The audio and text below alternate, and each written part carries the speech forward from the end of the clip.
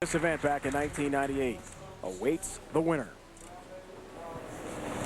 337 bowlers started this event at Super Bowl in Canton, Michigan, about 20 miles from where we are here.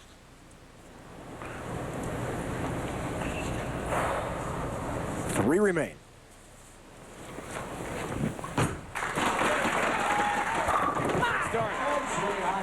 Lynda Johnson is pumped up. We're joined by 2007 Queens champion Kelly Kulick here in the booth. How about that first ball? You're the 2 seed. You've waited through a couple matches, Kelly, and now you're out there bowling. What's that like to try to roll it down the middle? Oh, I think it's always the first shot is the toughest shot off your hand. You know, coming on the TV, the nerves, the lights, the pressure of just trying to get through the shots. But Liz is, any of them, has got one of the most experience out of all of them. Going right at the 1-3 pocket as Amy-Stolz continues her strategy as the lanes break down, the airwork transition as the night progresses. You see his shot. She's had to move in a little bit. All the extra practice. She's in a couple more boards. It'll be interesting to see if she can keep up with Liz, because Liz looks like she's going to strike a lot, judging by practice.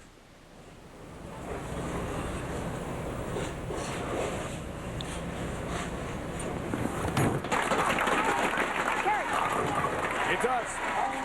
Amy-Stolz, who told us last night, started her bowling career at age 4. Her dad went on to become her head coach at Arizona State. She had a great career, also junior USA team member. Liz Johnson has herself seen the world, member of Team USA.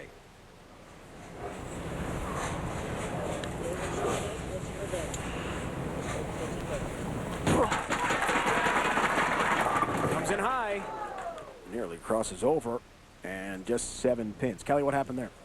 Well, I don't know. She grunted on that one, maybe getting a little tired or really trying to keep her ball speed very firm. That one just got inward towards her target, came high, left the 3-6-10. 2007 U.S. Open champ this past October in Reno. Knocks them all down. She got by Shannon O'Keefe, 248-215 in the final. Let's find out what's in Liz Johnson's bag. Okay. Today I'm going to start with the gravity shift. This is a ball I use all through match play with a lot of surface. If I want something a little earlier, I'm going to go to another gravity shift that we drilled for today. And then to complement that, I'm going to go to, I have another gravity shift that goes a bit longer than my benchmark ball. And then I have my trusty Ice Storm spare ball. You know, Liz using a lot of different bowling balls, a lot with surface, one polished. Again, just using something more aggressive when the lanes tend to show her that she needs something to hook earlier. And if they just start to tighten up on her, or should say hook too much, then she knows to go to a polished ball in her bag. Back to Amy. Husband Paul is here. We met Rocco in that interview after her win over Carol Giannotti. 4-year-old son. Not quite that time. 10 pins standing. And there's Paul. And we saw Kelly and Chris, Paul helping out with Amy during practice. A couple tips. He's an avid bowler himself. What about that support network, Chris? I know you've helped Lynda out a lot. Well, yeah, it's very similar. Those two work together a lot. When you have a 4-year-old running around the bowling center, it takes a lot of teamwork to both help your spouse and keep track of little Rocco. 10 pin has it. Rocco, by the way, is her maiden name.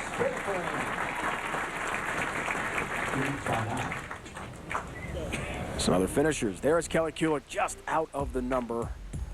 The 2007 champion, Missy Bellander from Fullerton, California, is doing our scorekeeping tonight. We appreciate her great effort. And some others, 9 through 12. Let's see, finishing 9 through 12, Brenda Viatar and Debbie McCoy. It does carry that time. Now, guys, I'm interested in your take on the oil transition as we go into our third match. Kelly, how do you see the lanes breaking down? Well, you know, right now both bowlers seem to be playing their A game. Liz, very down and straight, very firm. Amy, same way. The lanes, as they broke down, pretty much the fronts went away, but oil seemed to build up in the middle part of the lane. So if they can play that little shim line down the middle, I think it's going to come down to who's going to strike the most. Well, that comes in high again. She just didn't like it on the release. We saw the graphic a moment ago, guys, on the Grand Rapids TV appearance. I was there calling the event on ESPN. It was history, to be sure, as we watched this last shot. Again, inside a target. She's unhappy about it. You could hear audibly, you know, moaning that she didn't like it from the very beginning. For some reason, she just looks uncomfortable on the right lane. Lane 42 is just giving her some trouble. Does pick up the spare nicely. She got by Wes Malott on TV, first ever woman to compete on a Denny's PBA Tour TV event a couple years back in Grand Rapids, and told us yesterday that really was the highlight of her career to this point. Winning the U.S. Open last year is certainly way up there, but being able to compete at such a high level with the men for Liz Johnson, a huge feather in her cap. She'll try again the tour trials this year. Try to make the men's tour. Comes in high. Chris, she's off the mark here. Well, it looks like the front of the lane has really started to break down between Joy playing there and Amy playing there, both with some surface, especially Amy. It looks like Liz's ball is picking up on that friction and not able to move left. Kelly, how did you deal with transitions throughout the week? Oh, wow, Chris, I don't know about other players, but I knew I moved a lot as the week went on. I played in, I played out.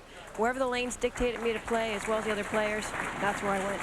Big open frame, guys, in the fifth for Liz Johnson. Puts her in a huge hole. She's down 27 pins midway through our semifinal match. Amy-Stolz sitting on the bench. It's a great down the lanes set. And here from Del Bell Jr. on your observations. Del, what do you see in this match? You know, I see Amy just playing the roll and lay, but the ball that Liz is using there, it looks like one to jerk on the back. You know, she likes to play the fronts too, but she likes her ball to hold. I just see it really jerking on the back and not giving her that hold here that she's used to seeing. Absolutely, Del. I think Liz is getting around it a little bit too, which is also adding to that, while Amy is very much up the back, very end over end. Oh, she takes advantage. That's what you do when your opponent opens, Kelly Kulick. Yeah, put in the knife with a big strike. Yep, she's making Liz feel the pain now. She's just in her A game, her zone. She's feeling really comfortable. The swing looks really, really loose. And like she said in the interview, she's just playing the lanes. That's her only opponent she's facing right now.